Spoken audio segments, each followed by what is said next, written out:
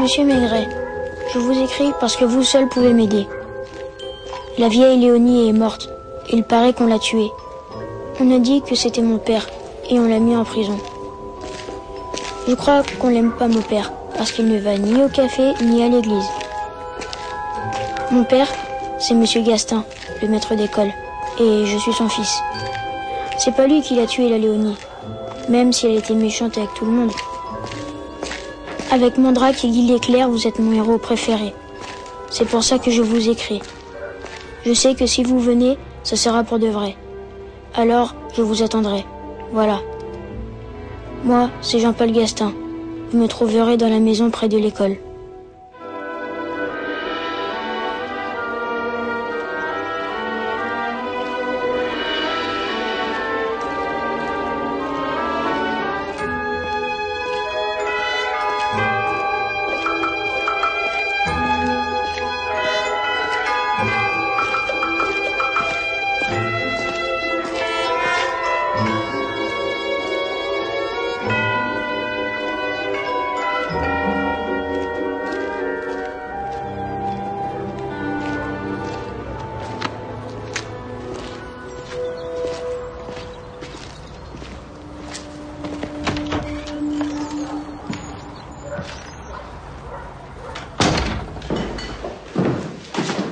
Vous êtes le monsieur de Paris pour la chambre? Oui.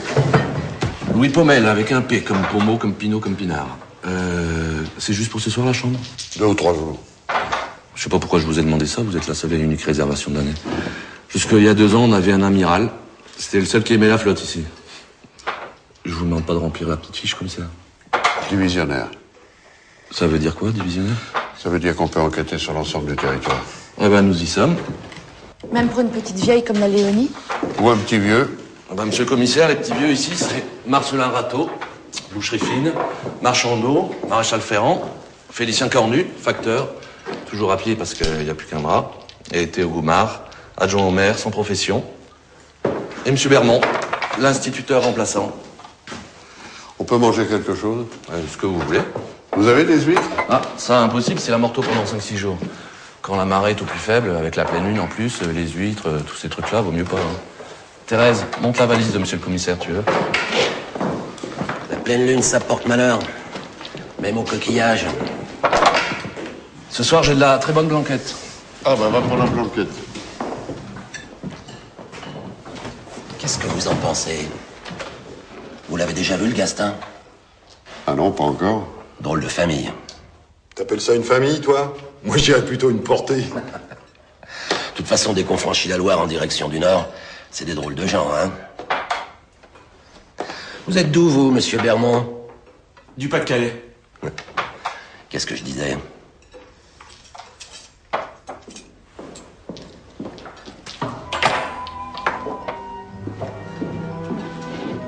Passe dans l'après-midi. Ouais, à tout à l'heure, Marchando.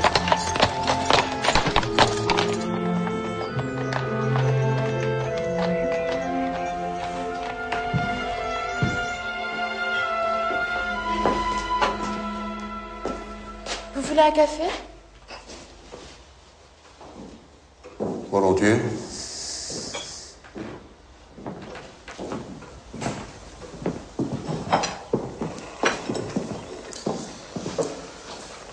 Ils viennent tous les soirs, vos clients d'hier?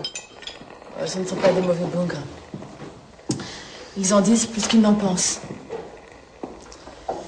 Vous Mais c'est vrai que, de son côté, M. Gastin, il a rien fait pour arrondir les angles.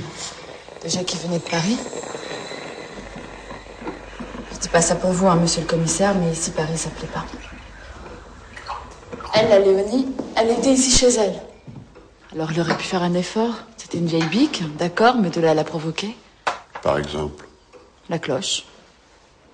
Chaque récréation, chaque rentrée, chaque sortie, la sonnait trop fort. Et surtout trop longtemps. Exprès. Ça la rendait dingue. Et Madame Gastin? Elle porte le monde sur ses épaules. À la voir comme ça, elle vous fait l'effet d'une femme sans passé. Et pourtant... Moi, je me mêle jamais des affaires des autres. Merci, Thérèse.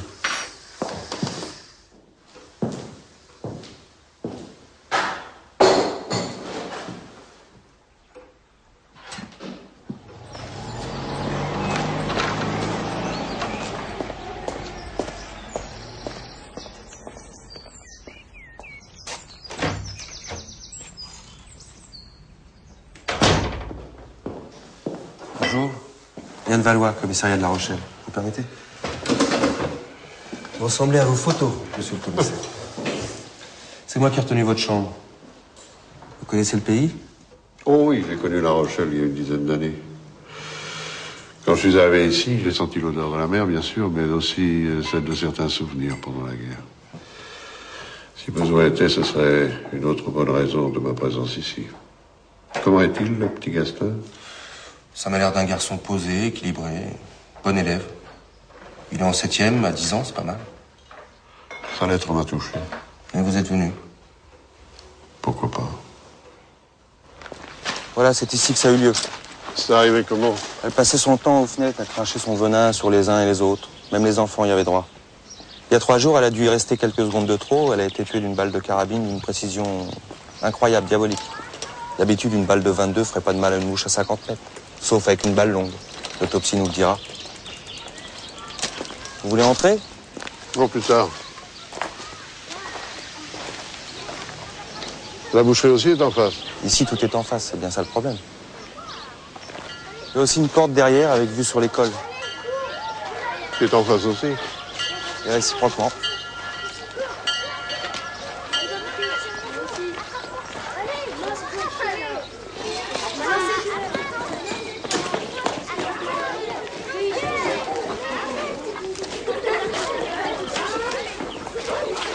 Je vais demander si je peux vous l'amener chez sa mère 5 minutes.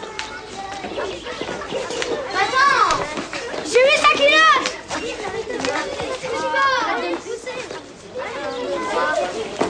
1, 2, 3. 1, 2, 3. 1, 2, 3. Allez, je sais, c'est bon, on commence à aller. Je vais gagner cette fois. Oui. Allez, allez, on va gagner. Allez, ici, j'ai attrapé là. André. Vous êtes Madame Gastin? Oui, c'est moi. Je suis le commissaire Maigret, de la police judiciaire de Paris. Paris. C'est pour mon mari que vous venez de si loin? Mon Dieu. Il y avait déjà les gendarmes. Mais pourquoi de Paris? Ça n'a rien à voir avec Paris.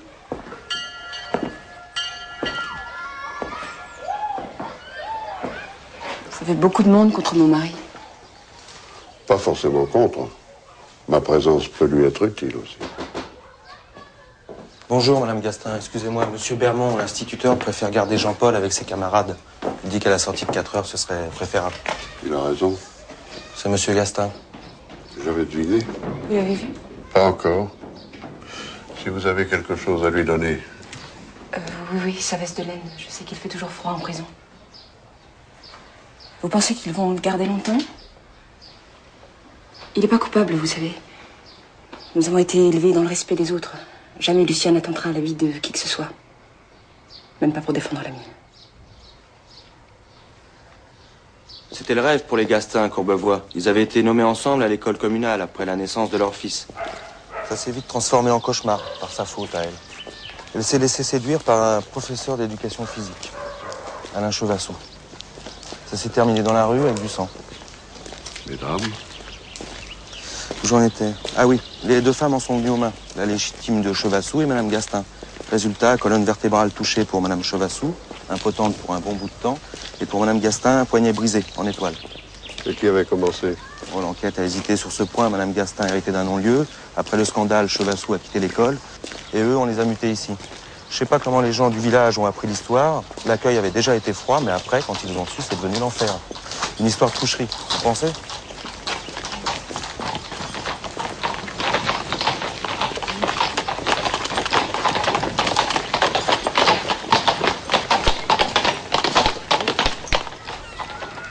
Léonie Birard a travaillé là-dedans pendant 30 ans. Elle a eu le temps d'y remâcher sa bile.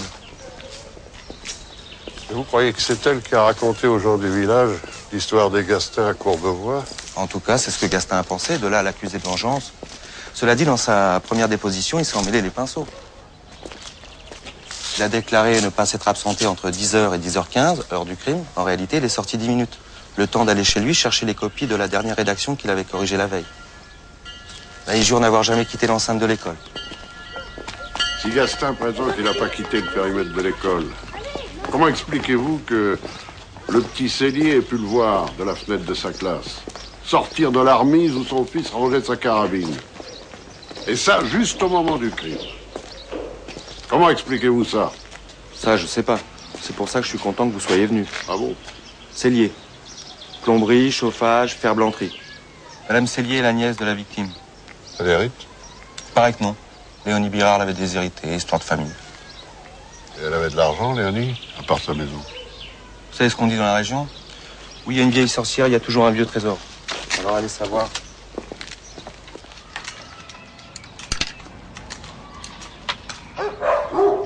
Monsieur Théo! Monsieur Théo!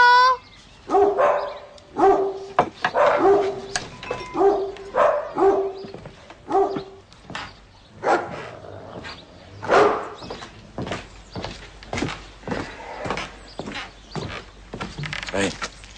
Mon père m'a donné ça pour vous. C'est pour demain, à lire avant la réunion à la mairie. Je dirais à ton père que je serai peut-être un peu en retard. Ça, il a l'habitude. Bon, allez, tire-toi de là vite fait, hein.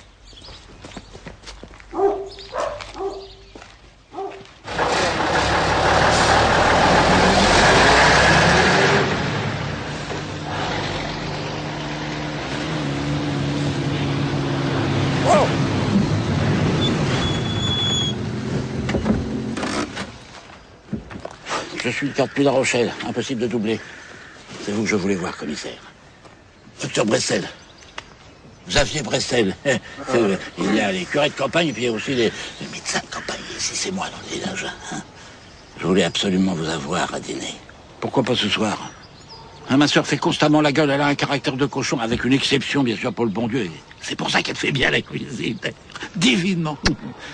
Et dites-moi, commissaire, qu'est-ce que vous pensez de ce pauvre Gastin? Vous croyez qu'il est coupable? Non, c'est un type un peu paumé, mais je pense pas qu'il irait jusqu'à tuer. Pourquoi paumé? Parce qu'il fait désespérément tout ce qu'il peut et que personne ne lui en sait gré. Pour moi, c'est un pauvre type. Oui. Et un pauvre type, c'est valable pour tout le village. Vous ne semblez pas les aimer beaucoup. Moi aussi, je les adore. Ils sont crevants. Vous voulez que je vous les pose au bon coin? Pourquoi pas? Pour ce soir, je peux vous faire... Toujours pas d'huître? Toujours pas, non. Ça tombe bien, je dis chez le docteur Bressel. Oh, c'est un rigolo celui-là. Pour le moral, il n'y a pas mieux, mais alors pour le physique, c'est une paire de manches. Oh non, bien sûr. C'est la cloche de l'école? Oui, de 4h30. Bon, à tout à l'heure. Merci pour le déjeuner. Je laisserai ouvert ce soir. Hein. Bon après-midi.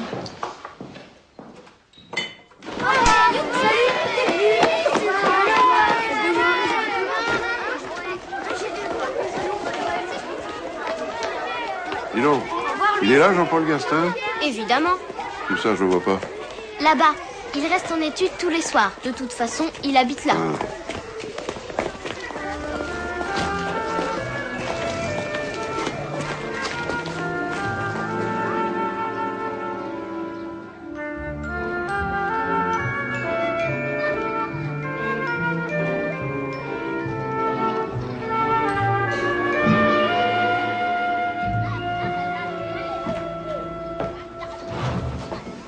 C'est toi, Jean-Paul Gastin? Oui.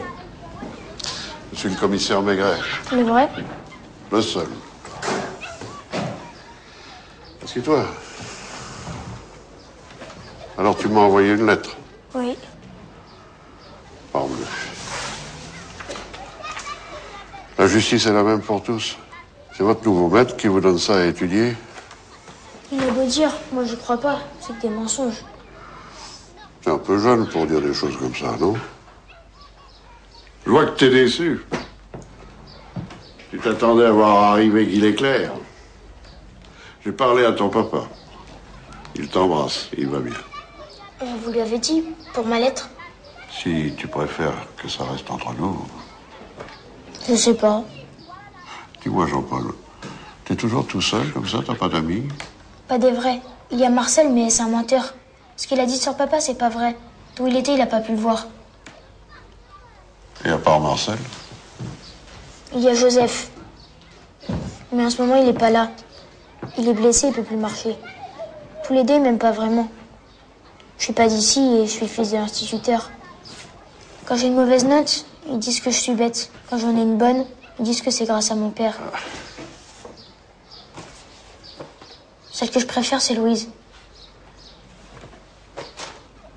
Seulement, elle préfère Marcel. Tu crois que tu lui plais pas? Je sais pas.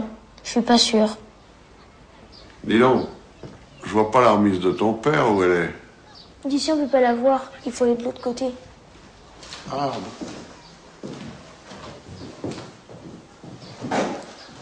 Ah oui, maintenant je la vois. Ton goûter est prêt, Jean-Paul.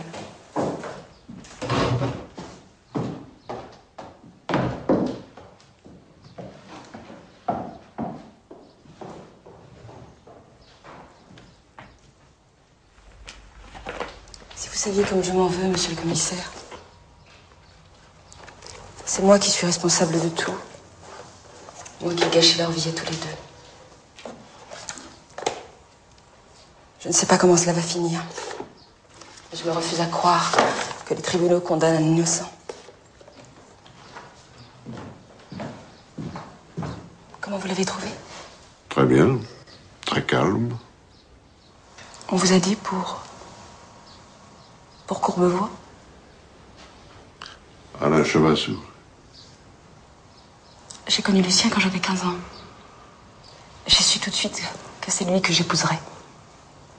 On a préparé notre vie ensemble. On a eu notre diplôme la même année. Et puis on s'est mariés. Et puis grâce à un cousin influent, on a pu être nommé à Courbevoie. Je ne vois vraiment pas le rapport avec ce qui s'est passé ici mardi. Sans ce qui s'est passé là-bas, monsieur le commissaire, nous ne serions jamais venus ici. Tout ça est totalement étranger avec l'affaire qui nous concerne. Les premières années ici, j'ai espéré que nous allions commencer une vie nouvelle. Les gens nous observaient avec méfiance, bien sûr, comme toujours dans les campagnes. Et puis, j'ignore comment, ils ont découvert l'histoire de Courbevoie. Alors après, c'était plus de la méfiance, c'était de la haine. Même les élèves, ils ont commencé à isoler Jean-Paul et à ne plus respecter son père. Votre mari a eu des discussions avec Léonie Birard? C'était une femme qui créait des difficultés. À croire qu'elle n'était sur la terre que pour ça. Elle était au courant pour Courbevoie? Bien sûr, comme tout le monde.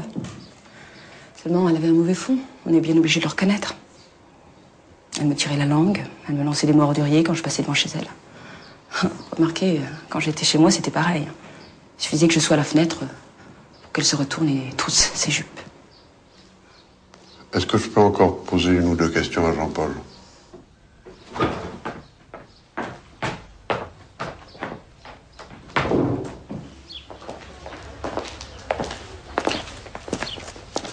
Dis donc, Jean-Paul. Il y a longtemps que tu l'as, ta carabine? Oui, depuis Noël dernier, comme les autres. Vous savez, c'est comme la mode. Il suffit qu'un gamin désire quelque chose pour que les autres le veuillent aussi. Et Marcel, il en a une aussi, de carabine? Oui. Et Joseph? Aussi. Est-ce que tu te souviens de ce que ton père a fait mardi pendant la récréation? Non. Il surveille les élèves, non? Oui. Alors, il était au milieu de la cour? Oui, quelquefois. Et après, vous êtes rentré en classe? Il est allé au tableau? Oui, je crois. T'as une classe de quoi? De grammaire. Et t'as pas vu sortir ton père? Écoute, quand l'instituteur quitte la classe, en général, les élèves, ils en profitent pour faire les fous. Alors, qu'est-ce qui s'est passé ce jour-là? Je ne me souviens plus.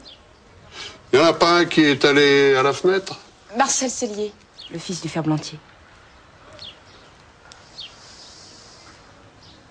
Je peux monter? Oui, oui. Vous allez continuer à nous aider? Je vais faire de mon mieux.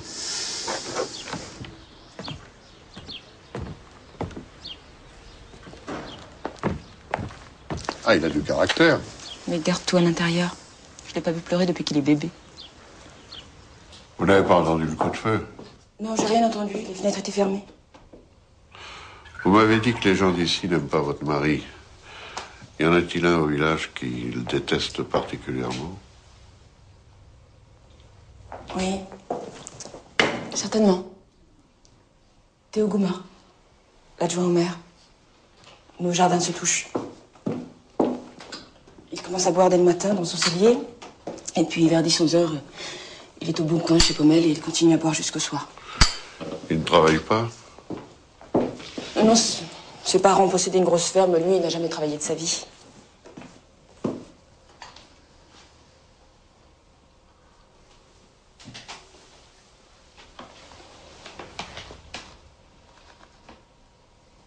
Un après-midi que mon mari avait emmené Jean-Paul à La Rochelle pour acheter des livres, Goumar est entré ici. J'étais là-haut en train de me changer. J'ai entendu des pas lourds dans l'escalier. C'était lui. Ivre, naturellement. Il a poussé la porte et il s'est mis à rire. Oh, son rire. Et puis, tout de suite, comme il l'aurait fait dans une maison spéciale, il m'a jeté sur le lit. Je me suis débattue, je l'ai griffé au visage. Le sang a coulé, alors il s'est mis à hurler, criant qu'une femme comme moi n'avait pas le droit de faire la difficile. J'ai ouvert les fenêtres, le menaçant d'appeler au secours. J'étais en combinaison. Et puis il a fini par s'en aller. Surtout, je crois à cause du sang qui lui coulait du visage. Et depuis, il ne m'a plus jamais adressé la parole. Comme c'est lui qui mène le village.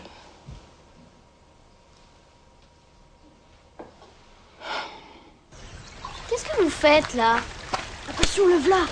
Qu'est-ce que tu fais avec ça, toi? T'occupes. Vous êtes fous ou quoi? C'est quand même pas une carabine, hein? Lui, c'est pas Léonie, je vous préviens. Moi, je rentre.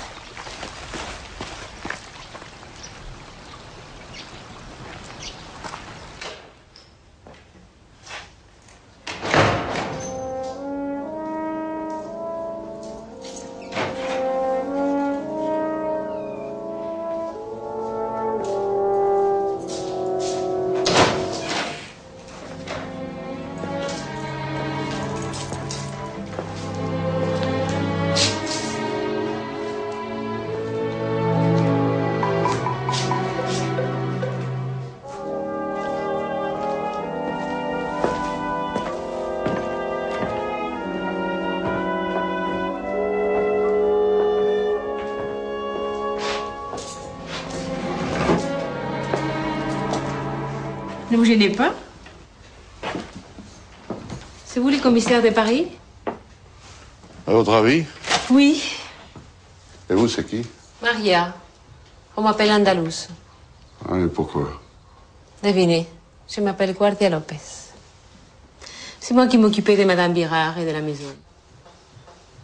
Depuis longtemps? 5 ans. Et elle vous payait régulièrement? Pas beaucoup. Vous vous rendez compte, en 25 ans?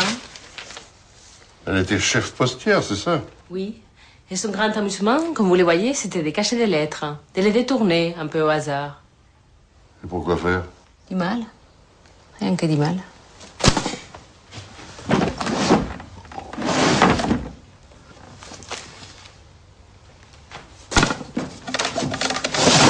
Attention, il est fragile. Hein. Ouais, excusez-moi. C'est que maintenant, tout ça, c'est à moi. Comment ça? Elle m'a couché sur son testament. Vous héritez de la maison? Oui, et avec tout ce qu'elle me devait, j'aurais le droit d'en avoir 2. Elle avait de l'argent, des valeurs, un trésor, comme on dit par ici. S'il y en a un, je le trouverai, vous en faites pas. Vous savez que tout ça, ça vous donne un mobile parfait. Qu'est-ce que c'est, un mobile? Par exemple, quand on tue quelqu'un pour en hériter plus vite. Pourquoi elle vous a fait toutes ces promesses? C'est pas le genre de choses qu'on lance comme ça à la légère. C'était pour faire enrager sa nièce. Ah. Madame Cellier. Oui, c'est ça. Madame Bérard détestait les maris, les petits Marcel, toute la famille. S'ils avaient eu un chien, il aurait eu droit aussi à sa haine. Si je comprends bien, cette haine s'étendait à tout le village. Tout le village. Elle jetait des grossièretés à tout le monde. Depuis qu'elle sortait plus de chez elle, elle passait son temps à la fenêtre, elle déversait des choses. Quel genre de choses? Tiens, des choses qu'ils avaient faites qu'il n'aimait pas qu'on sache. De sorte que, si elle détestait tout le monde, la réciproque était également vraie. C'est quoi la réciproque? Votre patronne détestait tout le village et tout le village la détestait. Oui, c'est ça, kiff kiff. Et vous? Vous l'aimiez, votre patronne? Ça, je sais pas.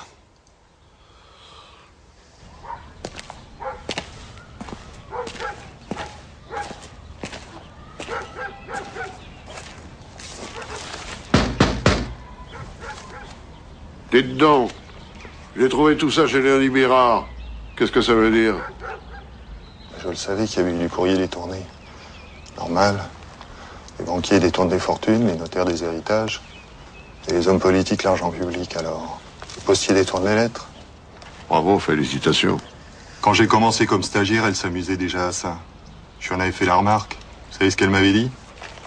Toi, Félicien, t'es quelqu'un dans mon genre. Tu recevras jamais de lettres d'amour, alors tu finiras par piocher dans celles des autres. Comme j'avais peur d'elle à l'époque, j'ai rien dit à personne. Bon, je vous les confie. Vous demanderez à vos supérieurs quoi en faire? Bah, les acheminer. Quand même, ça va leur faire drôle. Je parle pas des morts. Et parmi les vivants, va y avoir des surprises. Ou des regrets?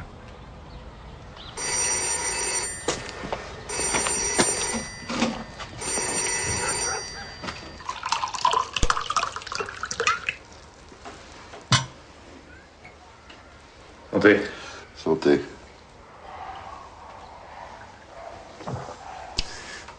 Dis-moi, Marcel. Je suppose que tu ne mens pas souvent. Non, pas souvent. Tu dirais une fois tous les combien? Oh, peut-être une fois par mois. Je me confesse après. Et tes camarades par rapport à toi, ils mentent moins, autant, davantage? Autant. Mais eux, ils se confessent pas. Tu es ami avec le fils de l'instituteur? Jean-Paul? Non, monsieur. Tu joues pas avec lui? Oh, le fils Gaston ne joue avec personne. C'est vrai, ça? Et pour quelle raison, à ton avis? Je sais pas. Peut-être qu'il n'aime pas jouer. Ou parce que son père est maître d'école. Ah. Tu te souviens bien de la matinée de mardi? Oui, monsieur. Qu'est-ce que vous avez fait quand l'instituteur s'est absenté? Ils ont chahuté. Ils ont lancé des gommes, des crayons, des plumiers. Et toi, non, rien de tout ça. Moi, je suis allée à la fenêtre. Quelle fenêtre? Celle par laquelle on voit les cours et les potagers. Toujours celle-là que j'ai regardée. Ah bon? Et pourquoi celle-là? Je sais pas. Parce que c'est celle qui est le plus près de mon banc. Ce serait pas par hasard parce que t'aurais entendu une détonation et que tu te serais précipité? Non, monsieur. Tu as une carabine 22? Oui, j'ai porté hier à la mairie, comme a demandé l'inspecteur. Bon. Donc, tu as vu M. Gaston dehors, selon ce que tu as déclaré. Je l'ai vu. Tu l'as vu se diriger vers sa remise. Non, il en revenait. Tu l'as vu sortir de la remise? Oui, je l'ai vu. Et Joseph l'a sûrement vu aussi. Qui c'est ça, Joseph? C'est le fils du boucher. Il habite juste en face de la mère Bérard. Il est couché en ce moment. Il est malade. Mais de son lit, il me fait des signes. Et je lui fais signe aussi. C'est bien, on peut se voir. Tu étais content que l'instituteur soit en prison. Est-ce que tu te rends compte que c'est à cause de ta déposition qu'il dort en prison? Parce que si tu n'avais pas déclaré l'avoir vu sortir de sa remise, on l'aurait pas arrêté, il serait toujours libre. J'ai dit la vérité. Monsieur le commissaire, il vous a déjà beaucoup parlé. J'ai encore 2 petites questions. Léonie Bira, tu l'aimes pas beaucoup, hein? Non, monsieur. Et pourquoi? Quand je passais, elle me lançait des vilains mots. Comme à tout le monde, c'est de charogne. Julien. Et ces vilains mots, comme tu dis, tu avais l'impression qu'elle les criait plus à toi qu'aux autres. Ah, ça oui, alors. Et pourquoi, à ton avis?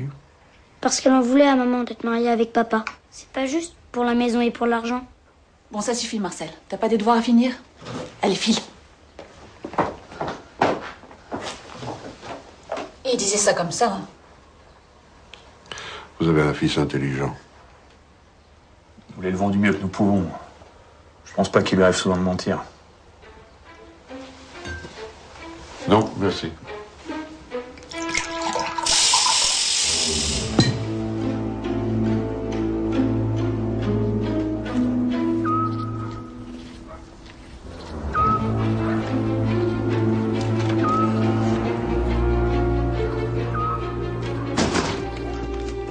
Tiens, monsieur le commissaire, vous mangez plus chez le docteur? Dommage pour mon lapin moutarde. Votre chez le docteur, c'est le seul endroit du village où on mange aussi bien qu'ici. Alors, c'est vous, à ce qui paraît, qui allez découvrir le poteau rose? Moi, depuis qu'il soigne mon fils, il m'a jamais invité à dîner. Mais je suis pas de Paris, moi. Mais comment il va, ton fils? Bah, le docteur n'arrête pas de raconter qu'il est temps qu'il marche. C'est facile à dire, mais mon Joseph, dès qu'il est debout, il tombe, hein. Il a été renversé par une motocyclette il y a 2 mois et demi, il est toujours dans le plâtre. Ça vous amuse, hein? Quoi? Qu'est-ce qui m'amuse? Racontez tout ça. On dit du mal de personne, hein. Vous voulez que je parle de vos petites affaires, ouais? Il n'y a rien à raconter, c'est juste pour la conversation. Bon, messieurs, je vous laisse. C'est parce que le docteur porte un nœud papillon que vous allez changer de cravate? À la bonne heure. Comme ça nous fera 2 gandins à Saint-André.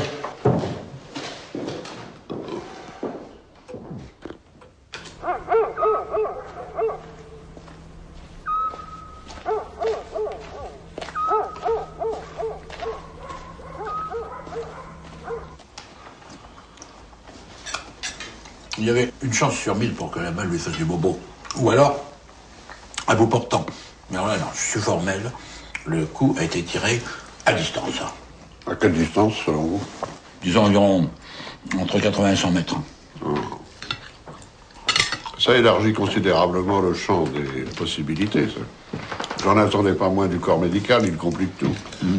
Alors, la balle a commencé à pénétrer l'os temporal à travers l'orbite, et puis ensuite elle a fracassé l'arête du nez, et puis elle a fini par traverser l'oreille droite.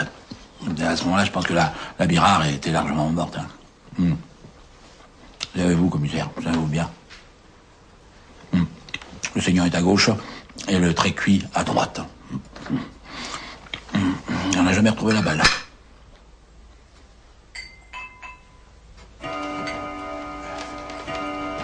C'est vous qui soignez le petit râteau? Oui. Il a une jambe cassée, c'est ça? Une fracture du péroné, simple, propre. Il boitera? Jamais de la vie. Mais il y a au moins 2 mois et demi que c'est arrivé et il ne marche toujours pas. Eh bien, non, pas encore. J'espère que le chauffard était bien assuré. Ah oui, justement, très bien. C'est pour ça que le petit ne marche toujours pas. Ça veut dire? Ça veut dire que la boucherie Râteau ne roule pas sur l'or. Et que le Marcelin, quand il a vu l'accident de son fils, il a pris ça comme un don de Dieu. Alors moi, en prolongeant les soins du petit, son père peut bénéficier un peu plus de l'assurance. Hein. Voyez-vous, commissaire, le médecin est parfois obligé de se montrer canaille. À Paris, vous connaissez ça sûrement, non? Hein? Toujours est-il que si je refusais d'entrer dans la combine, de temps en temps, monsieur le commissaire, je pourrais prendre mes clics et mes claques. Ça s'est passé où, l'accident? À côté de chez les Celliers. Le petit Marcel était le seul témoin? Non, c'est noir et puis pas un chat dehors. Quelqu'un d'autre aurait pu y assister depuis sa fenêtre. T'as Léonie Bira, que vous pensez, commissaire?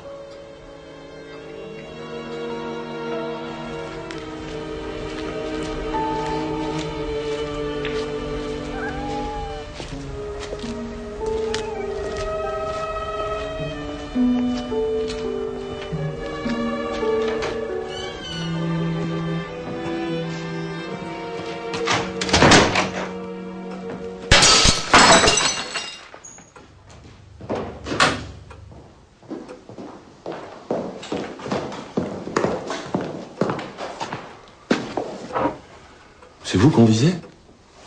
Mal, mais c'était moi. Ils sont partis il y a combien de temps, vos joyeux clients? Vous dire avec précision, ça je pourrais pas.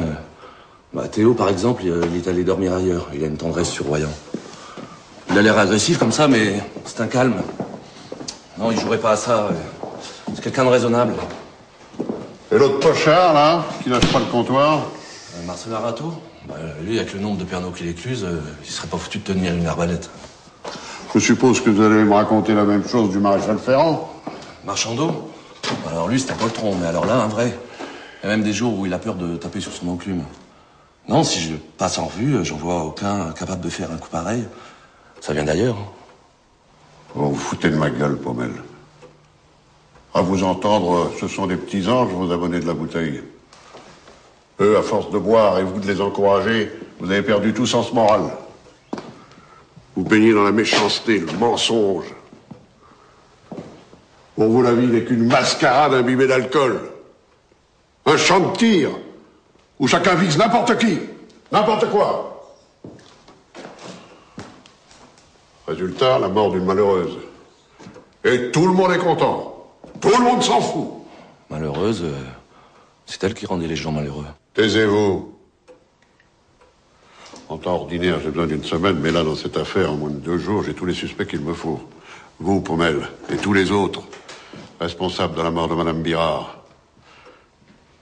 Vous l'avez rejeté, une fois pour toutes, comme vous avez rejeté les époux Gastin, comme vos enfants ont rejeté leur fils, le petit Jean-Paul. Vous finirez par les abattre, eux aussi. Ce ne sera pas avec des cailloux, mais avec des balles, comme Léonie. Vous voulez boire quelque chose?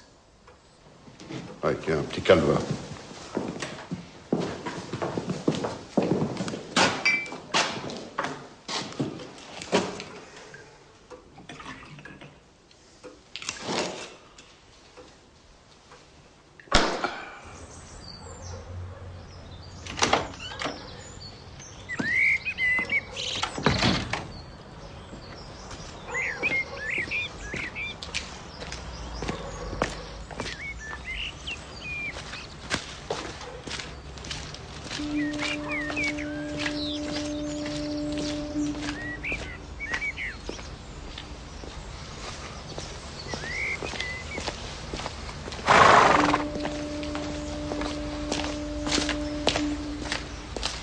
Je les ai fait ramasser par les gendarmes, mais il n'y a rien à en tirer. Elles sont pas entretenues, pas identifiables, rien du tout. Vous vous entendez bien avec les gendarmes?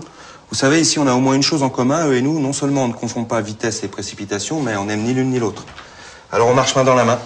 C'est plutôt rare. En fait, c'est plus la guerre. Ça a scellé l'union sacrée.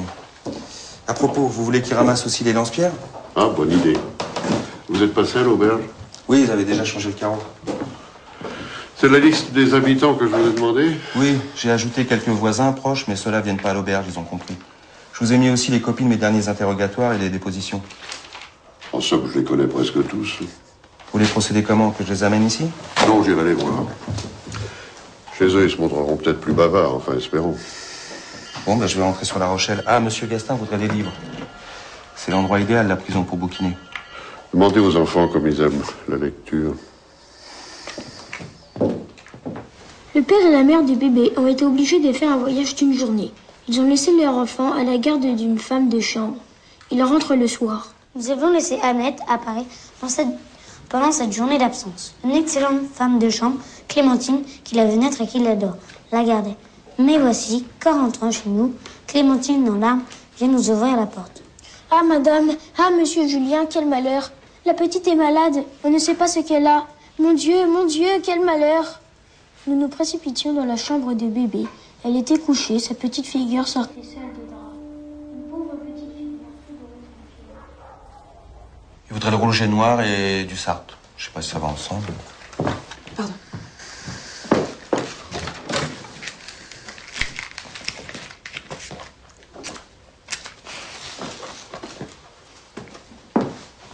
Je file, hein. Je suis à votre entière disposition s'il y a quoi que ce soit. Vous croyez qu'il va sortir bientôt? Pour l'instant, il est mieux là où il est. C'est vraiment une drôle d'histoire. Le ou les coupables sont dehors et lui, le chien, Il est à l'intérieur. Oui, mais en cas d'orage, il est à l'abri. Les autres sont à découvert.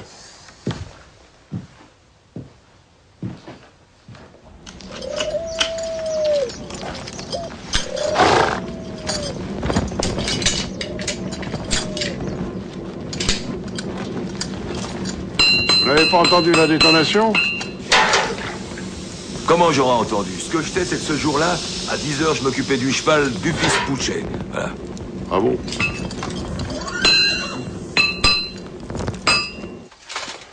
Dites-moi, en tant qu'adjoint au maire, vous avez eu affaire aux Gastins. Quel genre de rapport vous avez avec eux? Des rapports tout à fait officiels. Rien d'intime. Elle, c'est une mijaurée. Provocante sous ses ernigots. Lui, il fait semblant de ne pas voir. Monsieur et Madame Sainte-Nitouche. Sans regret? Ah non, sans façon, merci.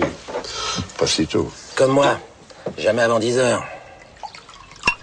Mais à 10h, tous les jours. Et ça m'empêche pas de savoir ce que j'ai vu. Vous avez vu Gastin sortir de sa remise? J'en jurerais.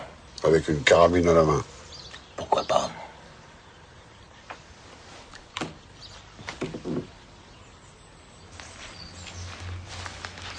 Tiens, suis-moi.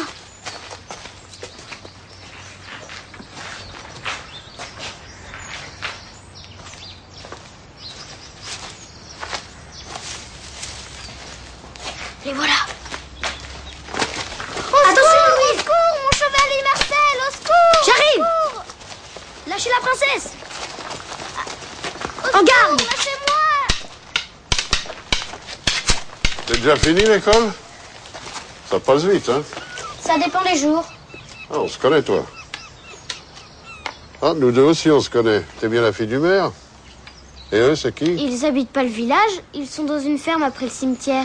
Dites donc, et le soir, vous avez aussi le droit de sortir? Non, moi j'ai pas le droit. Moi non plus. T'es sûr? Et faites attention de ne pas vous crever les yeux avec ça.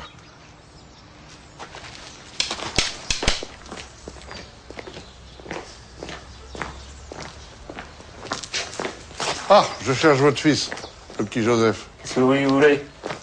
Oh, juste lui poser une ou deux questions. À propos de quoi? À propos de la victime. Il est là-haut. Bah oui, justement, de là-haut, il est bien placé pour voir les choses. Ah ouais. Bien placé dans son lit, avec une jambe dans le plâtre.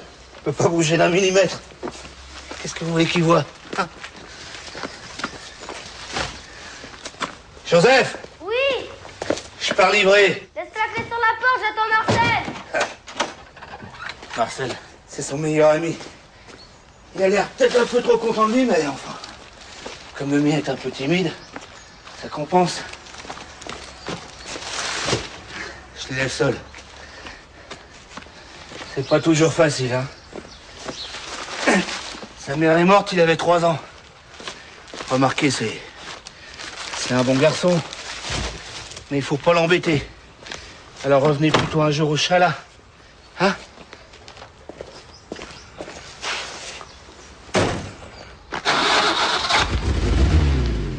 Et celle-là, qu'est-ce que vous en pensez? Pour un enterrement, elle est bien, non? Elle est noire. Elle est déchirée. Elles sont toutes déchirées, ces robes. Vous n'avez toujours pas répondu à ma question. Bon, j'ai dit arriver vers 11h. Pour ça, elle me laissait un peu libre. Elle n'était pas trop exigeante. Puis ce qui m'a frappé, c'est d'avoir vu sa main par terre. Il y avait un fer à cheval à côté.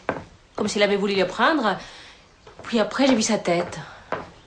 Mon Dieu.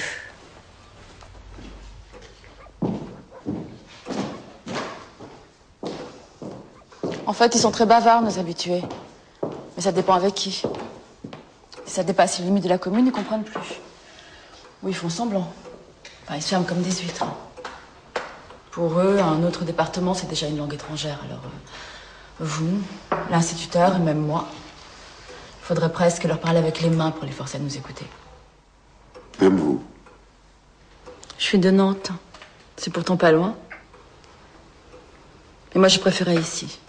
Au moins, le ciel a une vraie couleur. Et puis, il y a quand même des gens gentils. Le petit Jean-Paul, tiens. Encore un pour qui les gens d'ici parlent une autre langue. Il est tellement brillant comme élève à côté de ses camarades qu'il considère tous comme un martien. Il me donne des leçons. Moi, je suis sûre de ne pas faire de faute quand j'écris des lettres.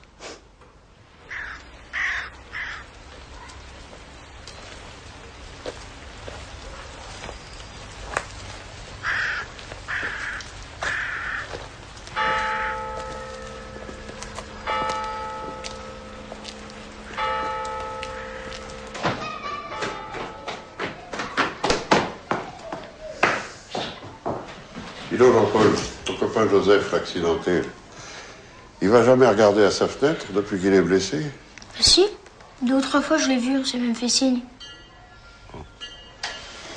Maintenant, il faut que j'aille. Excusez-moi. Il habite tellement près qu'il est toujours en retard. Elles vont à l'enterrement? Elles sont en avance. On ira des cafards. Je me suis souvent demandé pourquoi à la campagne on était toujours habillés en noir passé un certain âge. Peut-être pour passer inaperçu, s'habituer à disparaître. Vous alliez y aller, vous, à l'enterrement? Non, j'irai pas. D'abord, j'ai pas de robe noire. Et puis nous, les étrangers, on n'a pas droit au bon Dieu.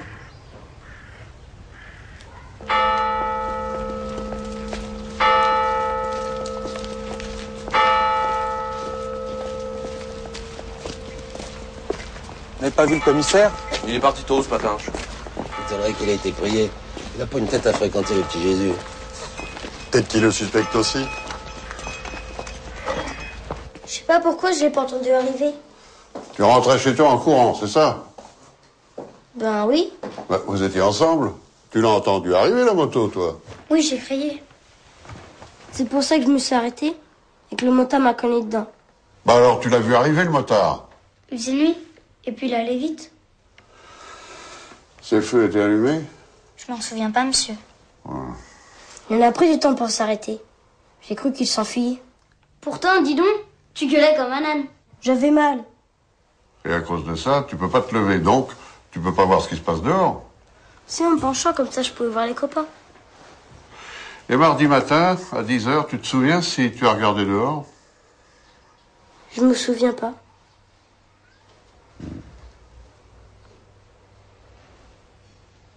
Car derrière les apparences, toute une vie de fonctionnaire scrupuleuse, un choix de vie qui lui autorisait une certaine exigence, une sévérité certaine. Alors, lequel d'entre nous aurait le cœur de vous reprocher? Faites miséricorde, Seigneur, à votre servante défunt. Nous perdons jamais de vue, frère et chasseur, qu'il y a toujours une âme cachée. En l'occurrence, une âme attentive, douloureuse, intéressée par les autres. Elle devient une sainte. Des apôtres. La poste, chemin de l'espoir et des sentiments. Jamais, chère Léonie, tu n'as failli dans ton sacerdoce, qui fut de rapprocher les uns des autres, de leur rendre service. Alors nous allons t'accompagner jusqu'à ta dernière demeure. Il est loin, le cimetière? On était des gens de cœur, on apporte un verre de blanc à monsieur le curé. Il n'a pas encore terminé? Ah, que non, et en plus, il lui découvre toutes les qualités du monde. C'est ça qui prend du temps. Elle était pas si méchante quand même, hein. Et c'était pas la pire de Saint-André. Alors, on voit bien que tu passais pas souvent sous ses fenêtres. Hein. Et de là à la couvrir de fleurs. Et puis, c'était quelqu'un de chez nous, hein. Puis des générations, ça compte, ça. Ouais, bah justement. Maintenant, va falloir se compter.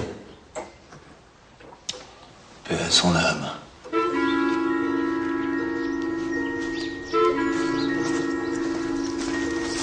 Je peux vous aider? Pensez donc.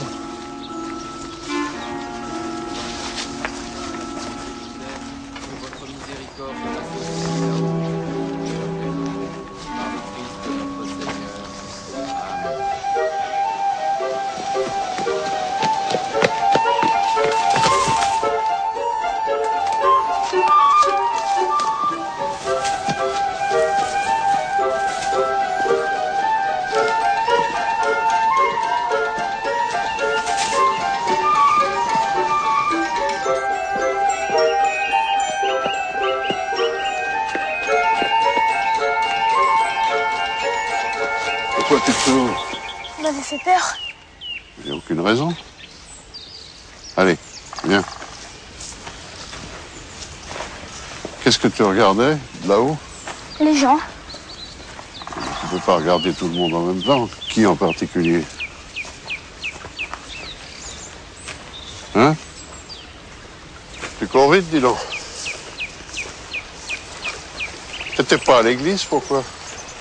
Mon père n'y va pas, il n'y va jamais. C'est pas comme tes camarades, hein? Eux, ça, ils y vont. C'est difficile de pas être comme les autres. Je suis pas comme les autres, moi. Qui vous l'a dit? Moi, si j'avais un fils, ses camarades diraient que c'est le fils du commissaire. Ils ne le traiteraient pas exactement comme les autres. Toi, tu es le fils du maître d'école. T'as essayé de te faire des amis? Non. C'est agréable d'avoir des amis. Pourquoi vous me posez toutes ces questions? Parce que ton père est en prison. Et qu'il n'a pas, ça j'en suis persuadé, tiré sur Léonie Birard.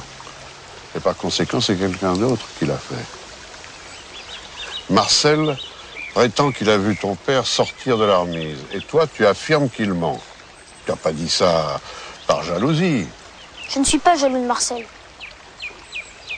Pourtant, tu n'as pas réagi tout de suite quand tu as appris qu'il accusait ton père. Pourquoi? On ne m'aurait pas cru. Tu as pensé que moi, je te croirais? Vous êtes le commissaire Maigret. Et tu t'imagines que je peux faire des miracles? T'as parlé avec Marcel? Il n'écoute que Joseph. Le fils du boucher. T'as pas essayé de te faire ami avec Joseph? Non, enfin, c'est l'ami de Marcel. Écoute, je trouve que tu dis souvent non, je sais pas, j'ai oublié. Alors, si tu décides de changer d'attitude, tu me préviendras. Allez. On rentre au village. J'aimerais mieux rentrer tout seul. Tu veux partir le premier? Vous ne direz rien aux autres. Il n'y a à Marcel, ni à Joseph, ni à personne. Allez, file.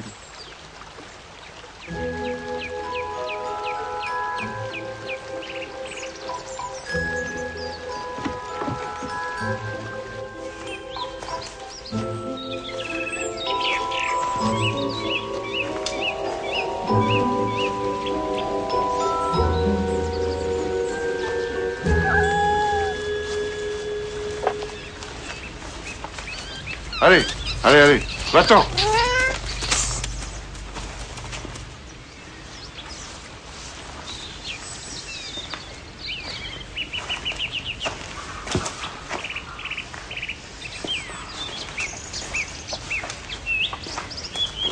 Rien à dire à Gastin? Dites-lui qu'il ne restera plus longtemps derrière les barreaux. Et du nouveau, vous avez une piste? Oh, pas une piste, juste une odeur. La vérité, c'est comme le parfum de la mer, ça se respire bien avant de l'apercevoir. Il y a du Baudelaire. Je lui apporte un dictionnaire pour ces mots croisés. Toujours à votre disposition, monsieur le commissaire. Santé aux serviteurs de l'ordre. Rato, assieds-toi, tu vas tomber. J'ai pas de mal à la veille.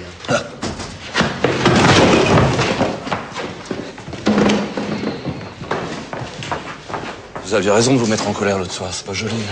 Surtout que c'est tous les jours. Puis c'est d'abord pour son môme que c'est pas marrant. Tous les deux seuls dans cette maison. Les enfants ont leur univers. On dit qu'ils peuvent trouver des fleurs parmi les éclats d'obus. Rassurez-vous, c'est pas de moi. Attachez, dit le loup. Vous ne courez donc pas où vous voulez? Pas toujours, mais qu'importe. Il importe, si bien que de tous vos repas, je ne veux en aucune sorte et ne voudrais pas même à ce prix un trésor. Cela dit, Maître Loup s'enfuit et court encore. Merci, Louise, tu peux regagner ta place. Alors, j'étais comment? Impec.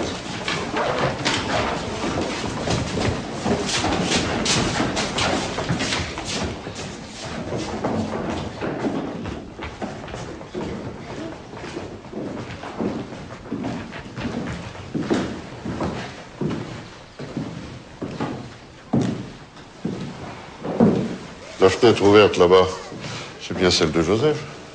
Oui. C'est de là-haut qu'il a l'habitude de te faire des signes. Oui. Ça donne juste en face de chez Léonie Birard, non? Ben oui. Et ce fameux mardi à 10h, tu te rappelles si la fenêtre, elle était ouverte? Je sais plus. Pourquoi? T'aurais pu faire des signes à ton copain. Pas ce jour-là. Mardi, j'ai pas regardé. Je regarde pas tous les jours. Toi aussi, t'as une carte. Oui, mais les gendarmes l'ont prise. C'est papa. Souvent, il fait une sieste. C'est fatigant, son métier.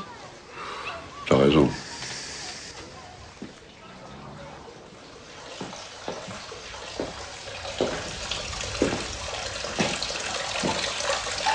Vous récupérez vite.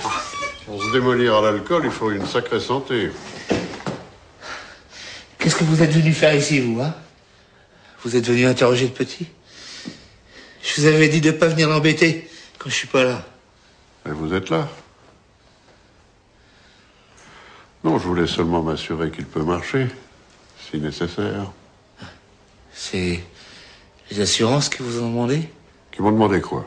Ce qu'on fait, c'est pas du vol, hein. On profite juste un peu pour être sûr qu'il sera bien guéri. Et puis, ils peuvent payer. Hein. Mais ça, monsieur Rateau, ça ne me regarde pas.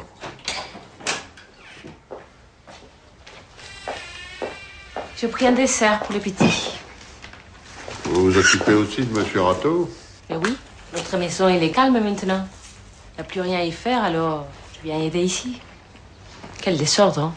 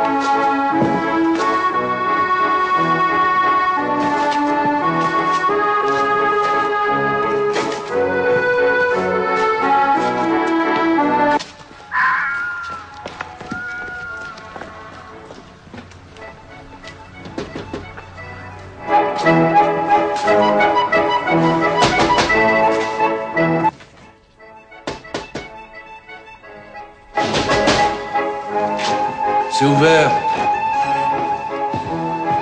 Et là, monsieur Maigret, Pourquoi? il y a la lumière chez Lanny Birard. C'est pas son fantôme, des fois? Oh, écoute, attends, je vais prévenir le commissaire.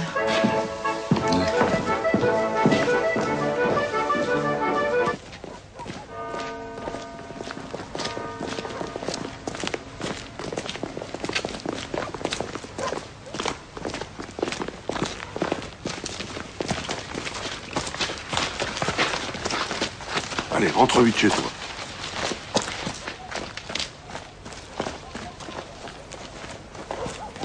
Faites le tour par derrière. Je m'occupe de la porte.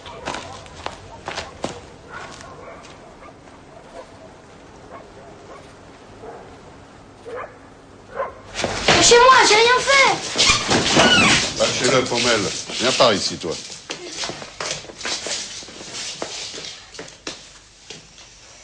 Qu'est-ce que t'as volé d'autre? J'ai rien volé. Il est à moi. Enfin, à nous. À nous qui? Joseph et moi. Et qu'est-ce qu'il faisait chez la mère Birard, ce fer à cheval? Elle l'avait ramassé. Elle voulait pas nous le rendre. Vous y tenez tant que ça? Ça porte bonheur, hein. Pauvre Léonie. Tu nous expliqueras tout ça demain. Allez, ramenez-le chez lui. Tu sais que c'est un vol avec effraction. J'ai pas volé. Il est à nous. Ouais.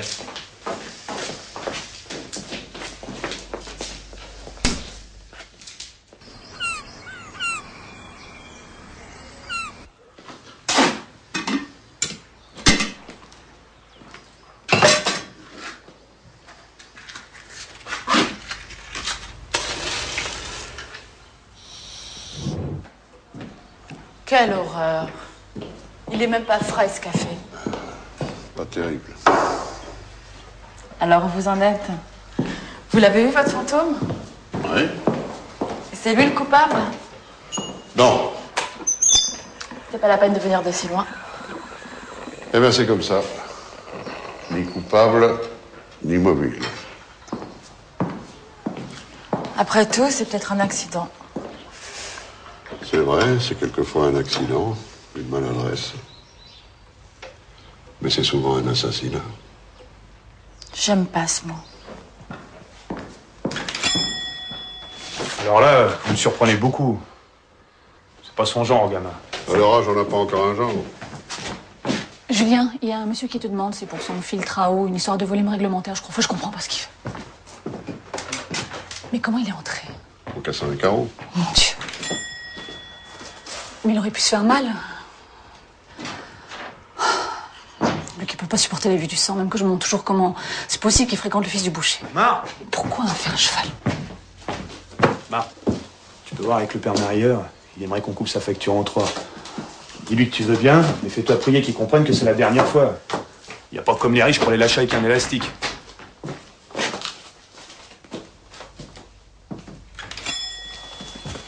Qu'est-ce qu'il pouvait bien chercher chez elle? C'est ce que j'expliquais à votre femme, un fer à cheval. Faire à cheval? Pourquoi faire? Il y en a plein chez Marchandeau, le maréchal Ferrand. Et même dans la rue qui mène chez lui. En plus, Marcel, c'est pas du tout le gamin superstitieux. Les pieds sur terre, hein? Y a que ça de vrai. À propos, d'après la rumeur, Madame Birard aurait déshérité sa nièce, votre femme. Vrai ou faux? Toutes les rumeurs sont fausses, c'est bien connu. Manque de chance, celle-là est vraie. Julien, où sont les raccordements en aluminium trottoir? Vous vous détestiez tellement avec votre tante pour qu'elle vous déshérite? Elle a toujours détesté Julien. Quand tout petit, elle lui trouvait une tête à claque. De toute manière, il y a des choses qu'on ne peut pas pardonner. Alors j'avais cessé de la voir, voilà. J'aimerais retrouver Marcel, mais chez son copain Joseph cette fois-ci. Après la sortie à 4 heures. Les hirondelles, ça prend des ailes. Surtout quand on a plusieurs. Sur les fils télégraphiques qui se déploient le long de la route, virgule, elles ont l'air de toutes regarder dans la même direction. Point. Peut-être l'Afrique. Pourquoi t'as pas mis de majuscule Afrique? Parce que sans majuscule, ça paraît moins loin. Pas bête.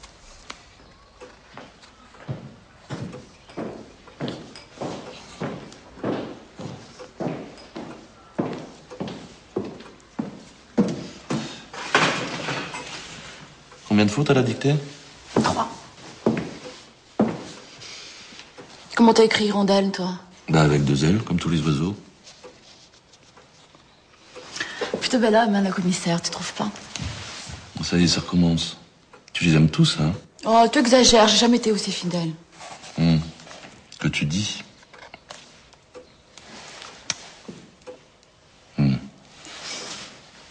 Tu joues pas, Marcel?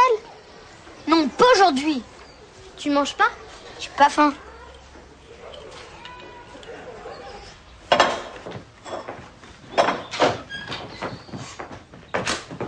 Vous commencez à quelle heure? 2 heures. Et vous? Pareil. Comme tous les fonctionnaires. Mais j'en suis un. Contrairement à ce qu'on pense, une enquête, c'est se calquer sur le comportement, les habitudes des protagonistes, leurs horaires même. Alors quand mes protagonistes déjeunent, moi je déjeune aussi, comme un bon fonctionnaire.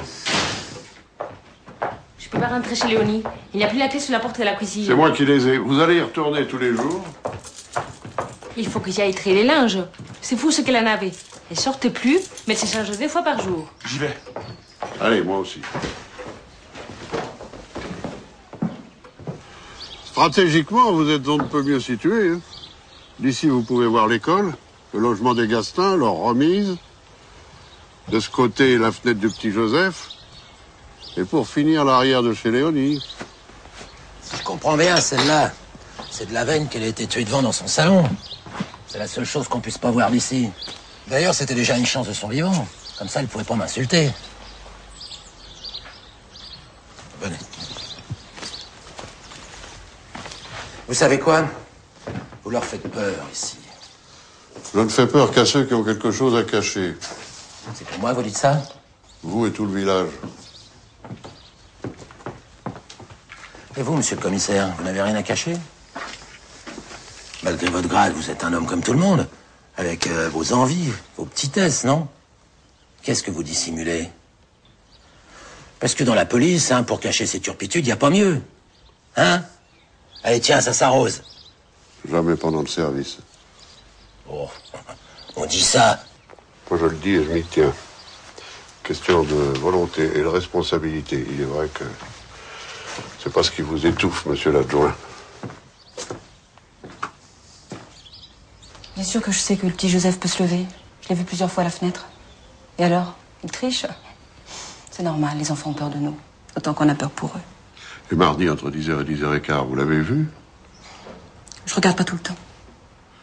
Et votre mari, madame Gastin, vous me certifiez que vous ne l'avez pas vu à proximité de la remise? Ni lui, ni personne. Il est juste venu prendre les rédactions. Je crois qu'il est même pas passé par la cour.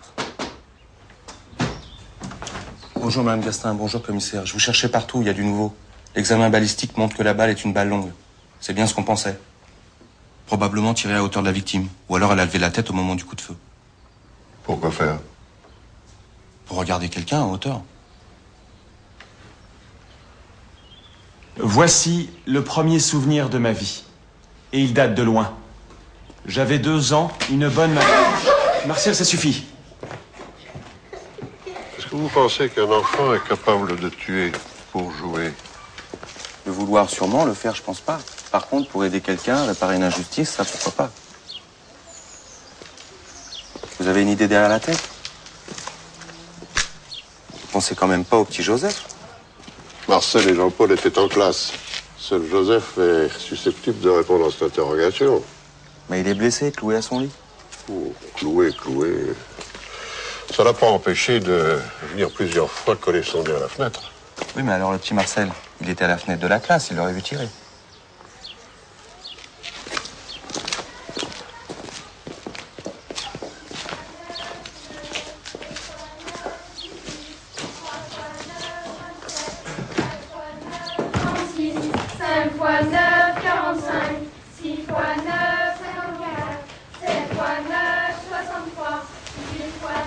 Ça retarde un peu ici, hein?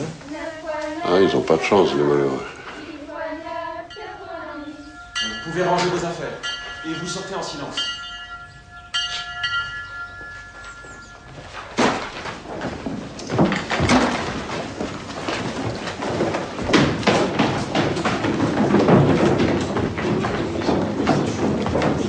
Ils sont là, Marcel.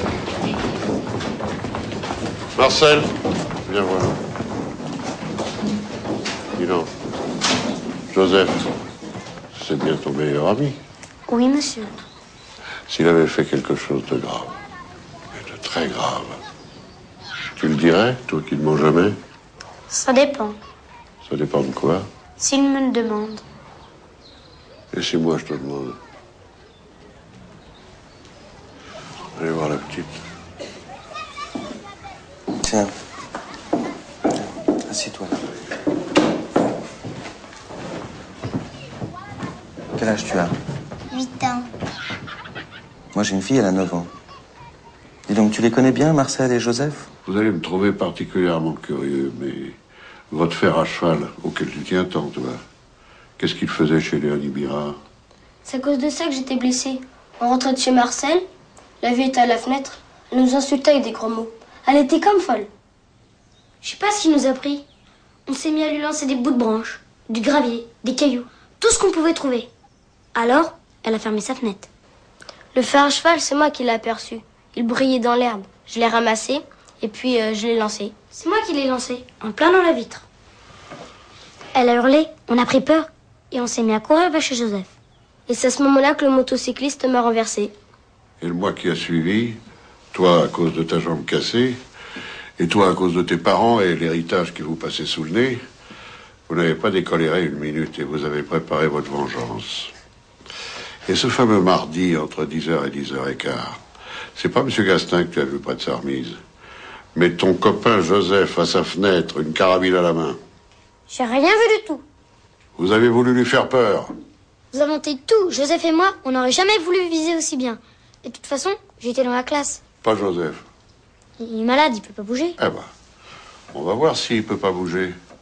Joseph, lève-toi. Et va jusqu'à la fenêtre.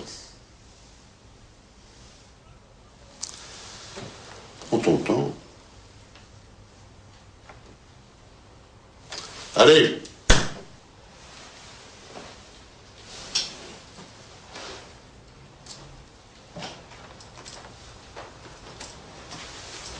Tu vois? Il marche. Allez, finis la comédie. Va vite.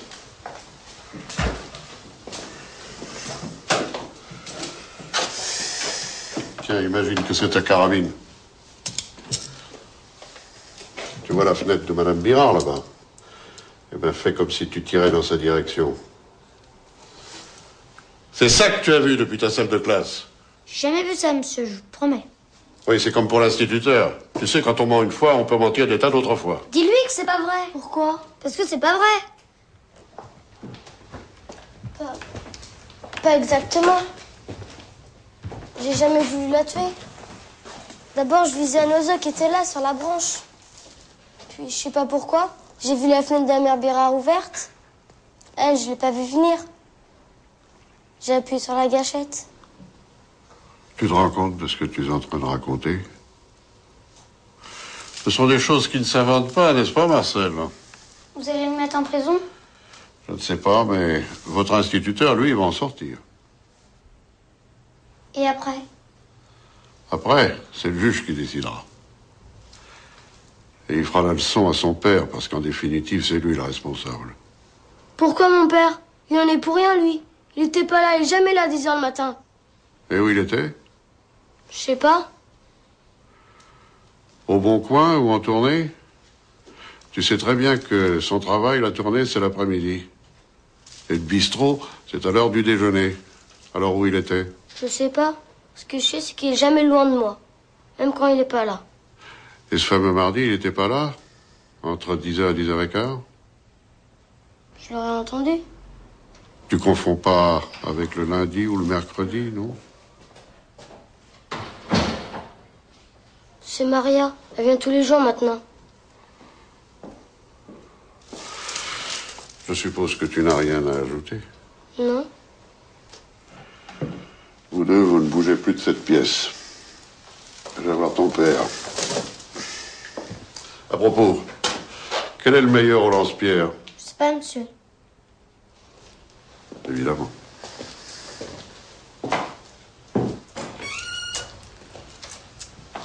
Bonjour. Bonsoir. Ici, après 4 heures, on dit bonsoir. Vous savez pas où il est, son père? Devinez. La petite Louise, elle est comme ses copains. Ils ont l'air de tout savoir et ils savent rien. Au contraire. Remarquez, c'est de leur âge, la mienne est pareille. Qu'est-ce qu'on fait? J'attends Rato. S'il peut revenir à 4 pattes. Oui, allez le chercher, soyez gentil. Je serai plus tranquille. Je boirai bien un petit coup de blanc.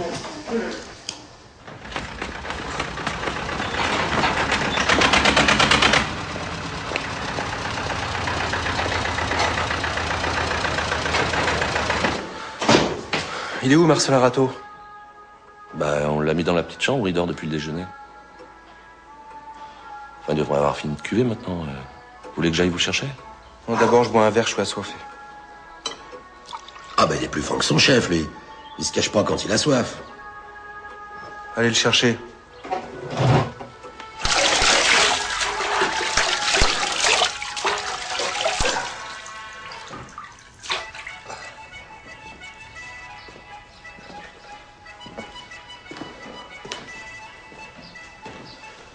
Alors, ça y est? Combien de doigts? Faut pas croire, hein. Lucide. Je suis lucide. Je reste, en toutes circonstances. J'ai toujours les yeux en face des trous, moi. C'est le gamin que vous êtes venu voir? Non, vous. C'est vous que je veux embêter. Inspecteur, vous m'avez bien dit que le coup de carabine a été tiré à hauteur d'homme. Nous voilà bien avancés, hein. En ce qui concerne votre fils, oui. Parce que si c'est comme ça peut pas être lui. Vous avez soupçonné mon gamin? Et qu'est-ce qui se passe ici? Qu'est-ce que vous lui avez fait dire? Hein? Joseph! Joseph! Qu'est-ce que t'as été raconté, hein? Qu'est-ce que tu sais de tout ça? Cloué dans ton lit? De quoi tu te mêles? D'ailleurs, ce jour-là, il n'avait même pas sa carabine. Depuis qu'il vit à Langeais, je la garde avec moi en bas. Pour faire peur au chat. J'aimais pas la vieille. Elle disait du mal de toi. Propre à rien, mendiant, soulard. Tu sais, Joseph, je peux me défendre tout seul. Il est incapable de faire du mal à un moineau. C'est pas vrai? Je suis peut-être pas un bon exemple. Mais... depuis ce moment, j'ai fait ce que je pouvais, hein. Hein, fiston, qu'on s'entend bien tous les deux. Je lui en fais voir toutes les couleurs, mais... il a jamais dévié, mon Joseph. Moi, oui. Lui, jamais. Il y a des enfants qui apprennent à vivre plutôt que les autres. Vous pouvez venir avec moi, monsieur Rateau.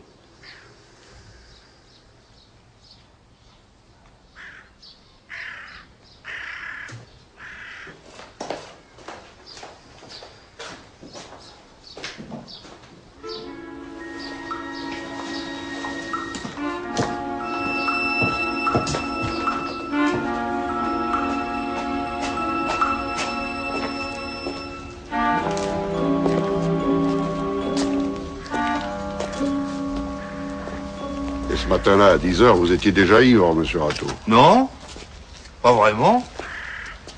Ils m'ont viré du Bon Coin. Ils auraient pas dû. Et qu'est-ce que vous faites quand vous n'êtes pas en tournée ou au Bon Coin? Bah, j'ai un œil sur le petit, hein. Il est souvent seul, c'est jamais bon pour un enfant, ça. Et puis, ce matin-là, j'avais envie de dormir. Et qu'est-ce qui vous en a empêché? Léonie. Elle était là, hein, fidèle à son poste, comme d'habitude. Quand elle m'a vu, elle s'est mise à crier. Elle me tirait la langue. Elle a hurlé des obscénités sur la mère du petit. Et à ses oreilles, en plus. Alors vous êtes monté chez Joseph? Non. Pourquoi faire? Vous lui a emprunté sa carabine. Mais qu'est-ce que vous voulez dire? Juste au moment où il allait tirer. Vous êtes fou. La carabine du petit, elle était avec moi.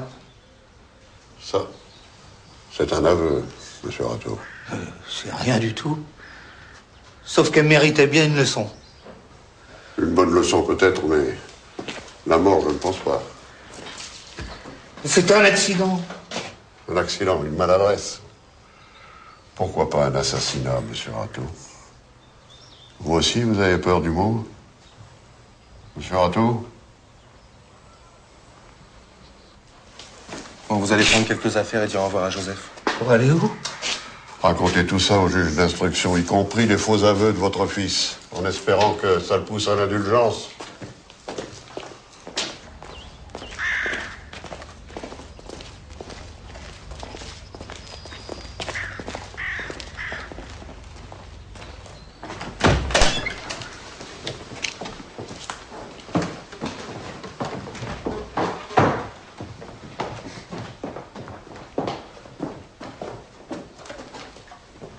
T'oublies pas ton calcium, hein?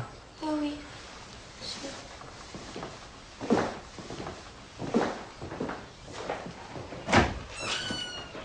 Madame Lopez, vous pourrez garder le petit une partie de la journée? J'ai bien peur que ce soit plus long que ça. Je vous ai entendu là dehors. Les râteaux, si ça dure pas trop, ça lui fera pas de mal, la prison. Il faut juste lui couper les vents. Vous en faites pas pour Joseph. Je vais m'occuper de lui. Je vais attendre, j'ai que ça à faire. Quand on sait pourquoi on attend, ça va, hein. N'oublie pas que tu peux marcher.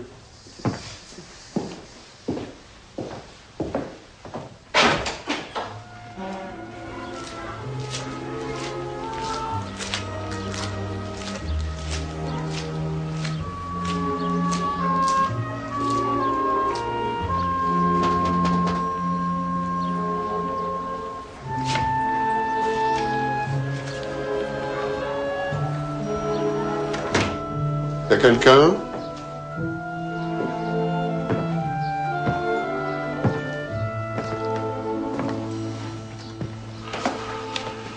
Ton papa va rentrer demain matin. Tu sais, je crois que Joseph et Marcel ont des regrets vis-à-vis de toi. Pour tout ce qu'ils ont dit, tout ce qu'ils t'ont fait. Alors je serai de toi, j'en tiendrai compte quand je les verrai.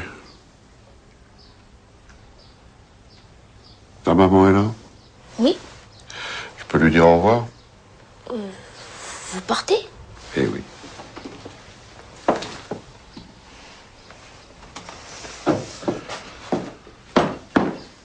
Maman?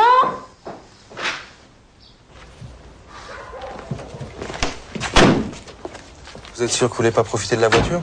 Non, non, vous inquiétez pas, on vient me chercher. Alors au revoir. Quoique je sais bien qu'il y a peu de chances de vous revoir par ici. Par contre, si vous passez par Paris, vous savez où est la PJ?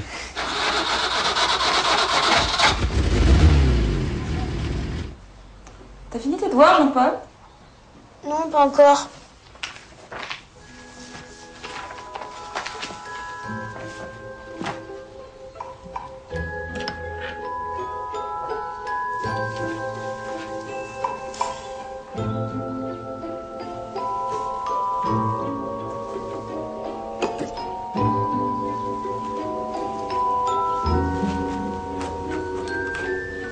Monsieur Maigret, vous avez sauvé mon père. Je vais lui dire quand il reviendra à la maison que c'est grâce à vous. J'étais sûre que vous étiez le plus fort. Je l'avais dit à ma mère. Elle m'a dit qu'elle regrettait parce qu'elle vous avait pas dit assez merci. Moi, j'ai pas osé non plus. Mais je voulais vous le dire aussi. Et puis, que j'étais content de vous avoir vu en vrai. Voilà. Maintenant, je signe. Jean-Paul Gastin, Saint-André, en Charente.